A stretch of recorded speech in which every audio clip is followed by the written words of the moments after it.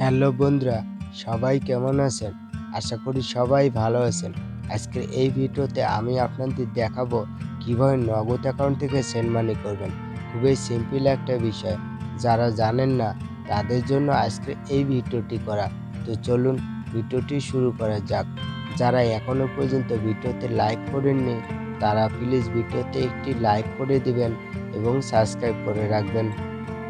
নগদ অ্যাকাউন্ট থেকে send money করার জন্য নগদ অ্যাপসটি ওপেন করতে হবে।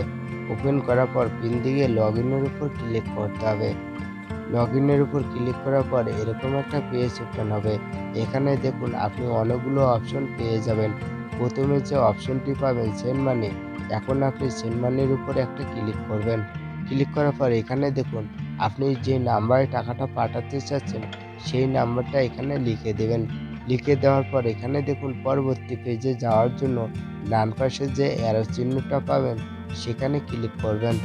ক্লিক করার পর এখানে দেখুন আপনি ওই নাম্বারে কত টাকা পাঠাতে চাচ্ছেন সেই টাকার পরিমাণটা এখানে লিখে দেবেন। আমি দেখানোর সুবিধার্থে এখানে ৩০০ টাকা লিখে দিলাম।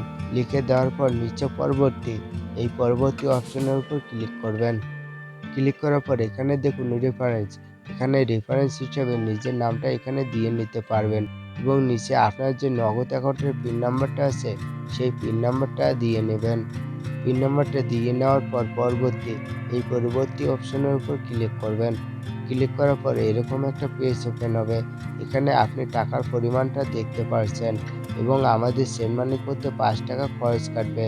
টোটাল আমাদের ৩০৫ টাকা কাটবে এবং নতুন ব্যালেন্স থাকবে ৩ টাকা ৫০ পয়সা এবং এখানে আপনার খরচ হিসাবে যে ৫ টাকা কাটলো এই টাকাটা বর্তমান ক্যাশব্যাক হিসাবে তারা দিয়ে দিবে।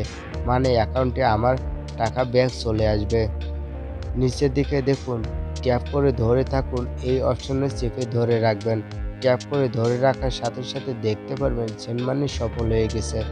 মূলত আপনি যে নাম্বারে টাকাটা পাঠাতে চাচ্ছেন সেই নাম্বারে টাকাটা চলে গেছে। তো আজকের ভিডিও এই পর্যন্ত। আপনার কাছে ভিডিওটি কেমন লেগেছে তা অবশ্যই কমেন্ট করে জানাবেন।